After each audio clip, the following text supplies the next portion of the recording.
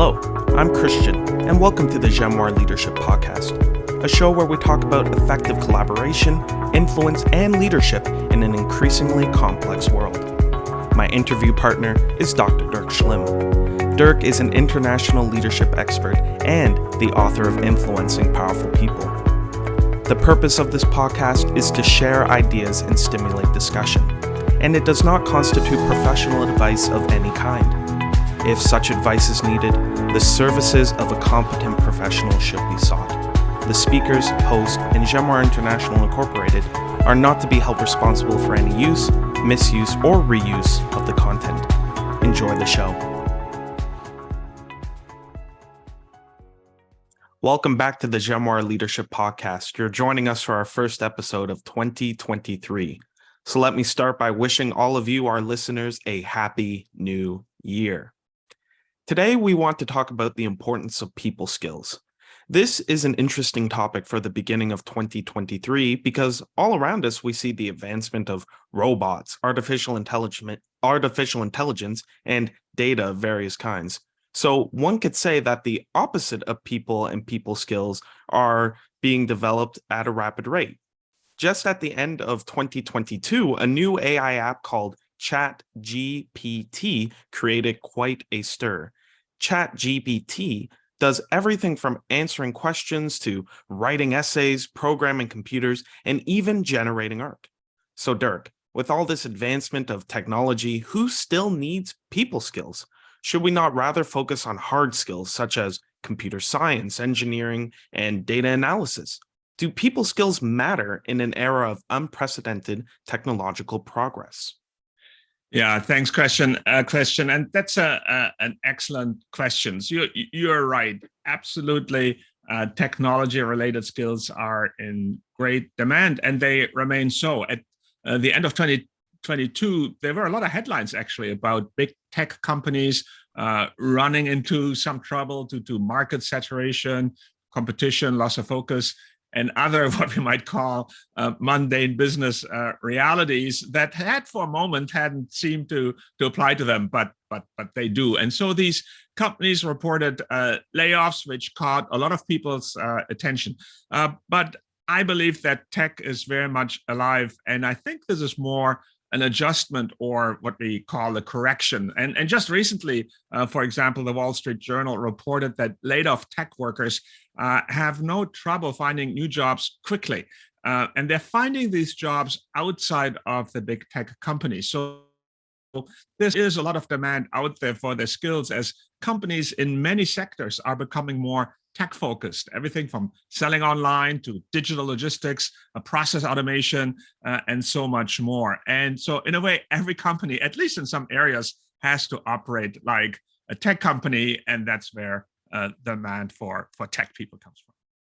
Right, Dirk, that makes a lot of sense. And just from the way you're describing the landscape as it stands, it sounds like hard skills like science and engineering are where it's at then.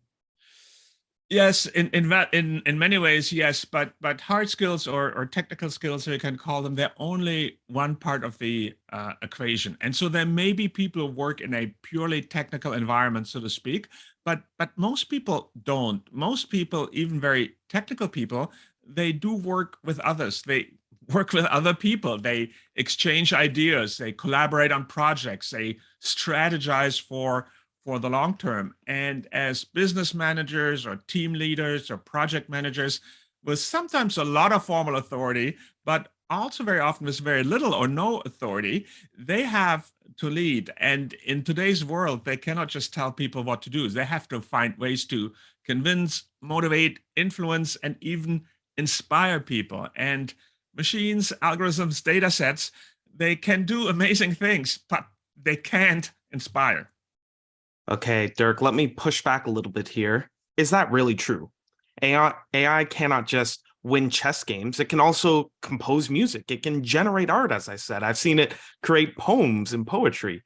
It can also encourage me. For example, when my smartwatch tells me that I have taken a required amount of steps for the day, that's inspiring. That is encouraging. So can't AI do all that as well? Yeah, it's true that AI can do much more than perform what we might consider strict engineering tasks. But that, I believe, is different from making a connection with people or relating to people.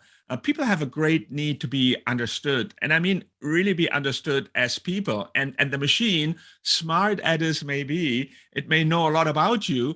It may comment on your behavior or even predict your behavior, but it doesn't understand you the way you want to be understood. So, for example, if you didn't get your steps in for the day, that could have happened for a good reason. Maybe you're injured or you had a lot to do or just needed a break. And your fitness gadget will not understand that, or at least it will not understand it the way you want to be understood, with true empathy and some real emotion involved. Okay, Dirk, I can see where you're coming from. That makes some sense. But let me again push back. Why does that really matter? Why is being understood by a living and breathing person, which I totally get with family or in a personal setting, but why does that matter in business? Yeah. Okay, Christian, let me give you an example. So say you want to set your affairs in order, and so you want to make a will, and this could be for the case of your death or for being incapacitated. So that's important, especially as you get a bit older. And now you could download a will kit from the internet, and you can input your information, and you can create a will that way, and that's certainly one option and a cost-effective option. But you could also go and see a lawyer, and a good lawyer will ask you a lot more questions, and they will take a real interest. They will want to know about your kids, about charitable causes you have in mind, and so on. And they will also want to know what your kids are really like. Some may be irresponsible, others may not be so responsible, but you love them all the same. And so a good lawyer will start to really understand you and your circumstances, and they will appreciate what matters to you and what doesn't. And they will give you the feeling also that they understand you. And so they build trust. And depending on the circumstances, that trust can be just as important as knowing will and estate matters and the law, even though, of course, that's important too. And so you want someone who is a competent lawyer and who is also trustworthy and knows and understands who you are. It is about both the technical skill and the people skill will allow that person, that lawyer, to operate at a much higher and much more valuable level.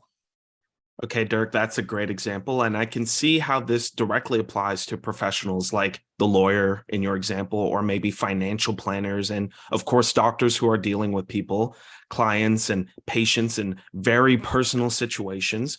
But why does this matter in the business world more broadly? Yes, Christian, let me take another example. So many people in business, in the business world, have a boss, and that relationship with the boss is hugely important. It actually can make the difference between being happy or miserable at work. And of course, you do want a boss who is technically competent, especially early in your career. You will probably learn a lot about your field of expertise from your boss, and that could be marketing, finance, engineering, and so on. And in fact, it's amazing how little one knows coming right out of school or university.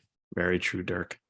Yeah, but then also you want a boss who is supporting you, helping you with your career, giving you exposure, and so forth. You want a boss who keeps you. You don't want a boss who keeps you hidden away and who is maybe presenting your work as their own. And you also want a boss who's telling you what's going on at the company, how your work fits into the big picture, and so forth. And all these things will give you confidence, and they will motivate you. They may even inspire you, and they will allow you to do your best work and achieve what needs to be achieved. And most people don't mind a boss who is demanding, as long as they can trust them, and they do know that the boss has their back when it matters. That is a boss who is good at results and who is good at relationships. And that's a people skill, and a very valuable one at that, but it's also hard.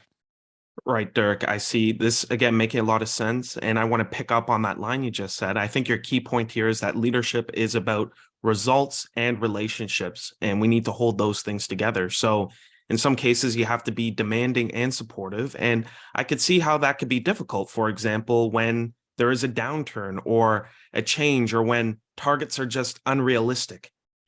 Yeah, Christian, exactly. That dynamic of results and relationships in leadership sounds a lot easier than it is, because there often is a tension between expectations. So the company wants you as a leader to meet aggressive targets, and they also want your people to be happy, especially those with critical skills or people they consider strategic.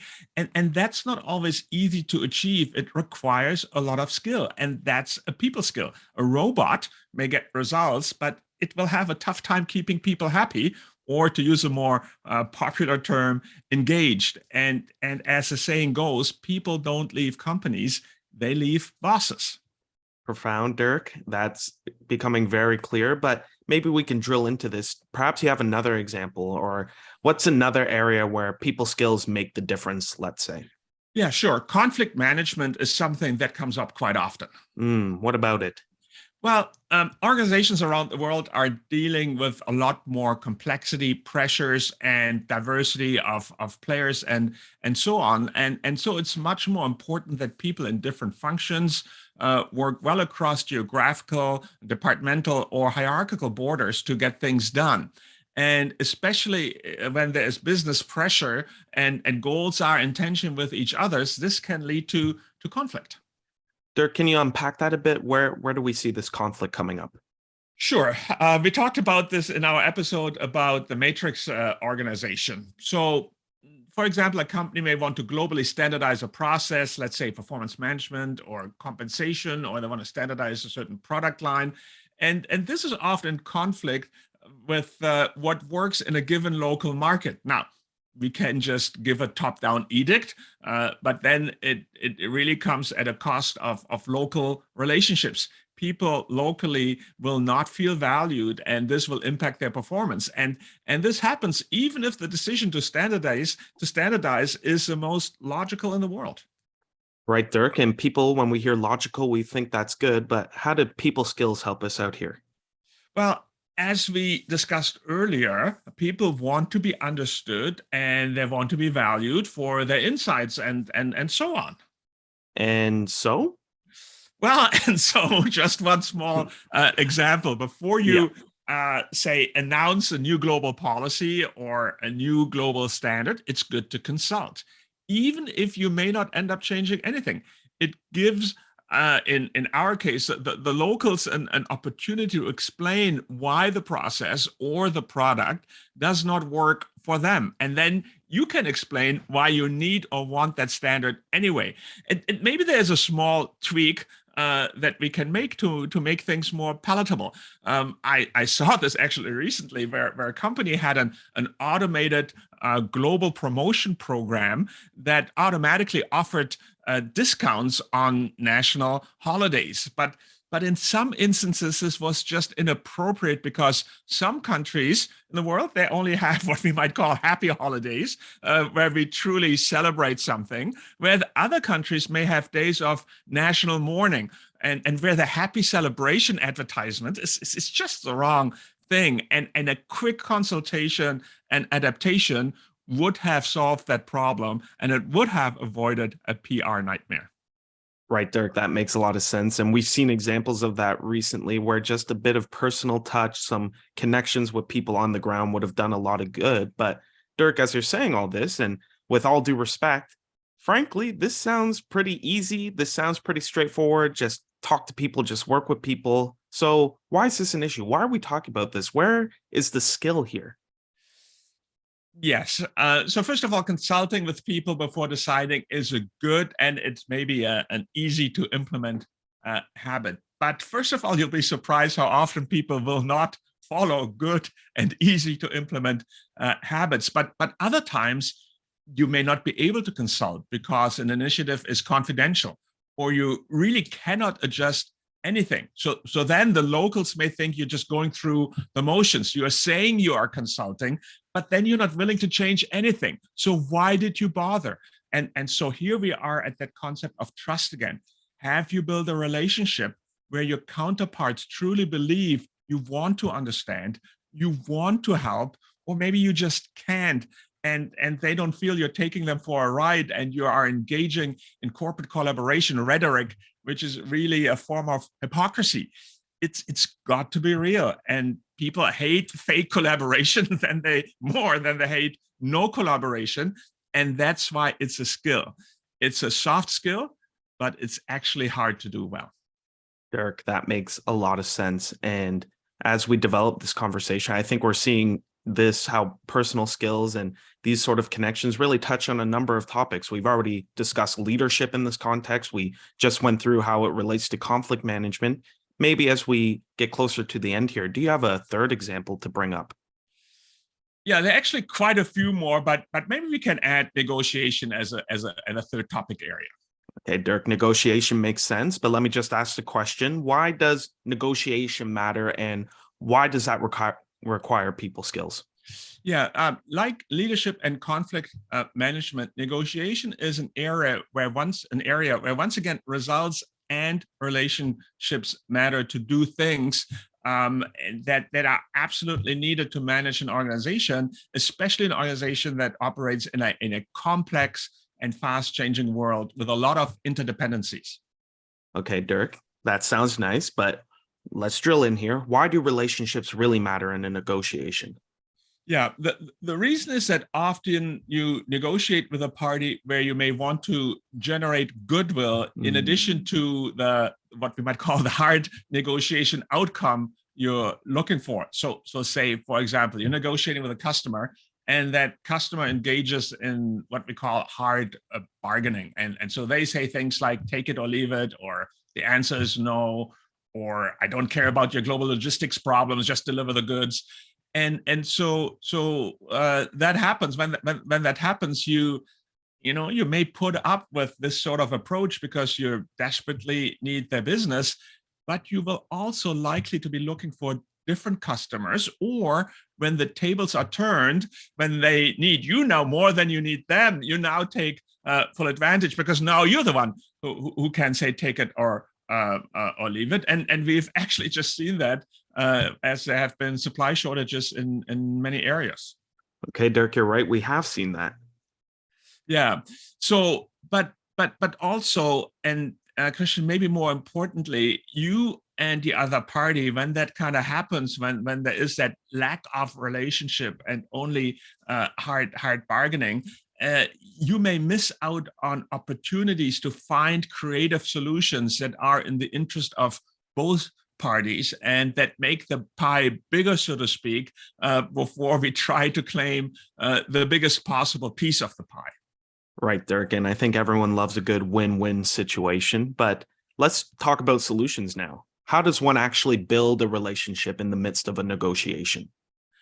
Yeah, and there are a number of ways. And again, some of them are not that hard. It's just a matter of doing it. And it starts with things like building rapport. That's like discovering commonalities at a personal or business level with your counterpart on the other side. Or another one would be asking questions and listening carefully to really understand the true interests of the other party. And as we mentioned earlier, people have that need to be understood, and you would be meeting that need, and then there would be playing back to the other side what you've heard. So again, they know now you understand them, and you let them know I'm really trying to make things work for them, in addition, of course, to making things work for myself.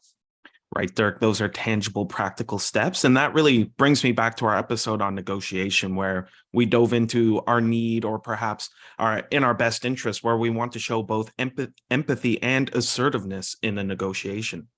Yeah, exactly. And Christian, empathy really is the quintessential people skill. And you have to balance it with assertiveness because you want the right relationship, but you also want the right result. And so here we're back at results and relationships.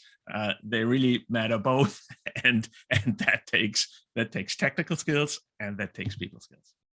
Thanks, Dirk. What a helpful conclusion there. And I could say after listening to you, you won me over. While AI is certainly impressive, while robots can do a lot and be effective in many different parts of business, at the end of the day, We're talking about the necessity of people skills and how empathy and relationships really do pave the way for a lot of good moves that could help a person in management and business. So, Dirk, as always, with that said, let me summarize what we discussed. So I got a few points here, 3, of course. Let me just break it down.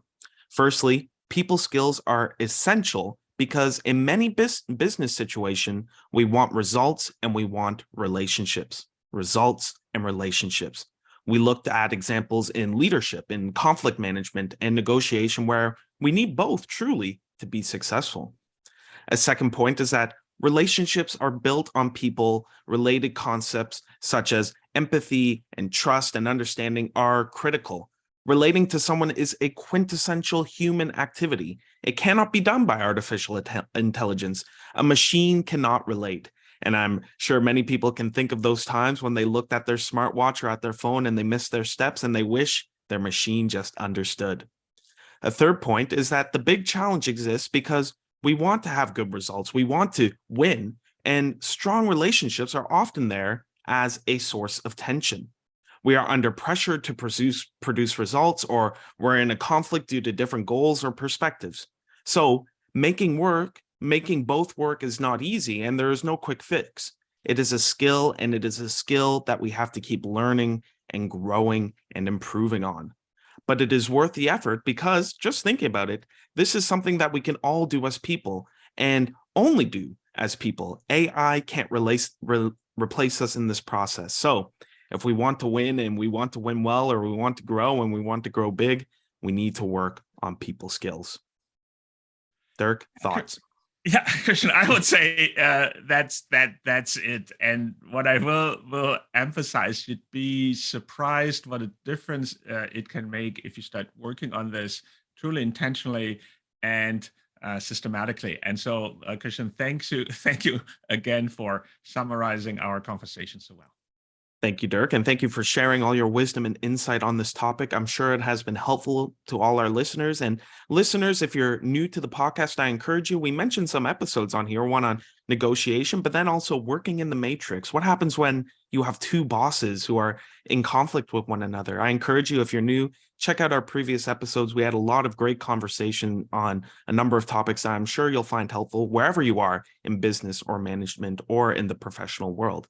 But again, that's all the time we have for today. Thank you for joining us in this new year on the Jamwar Leadership Podcast. We are here together every 2 weeks. So in 2 Mondays from now, join us for another conversation. We'd love to have you with us. Until then,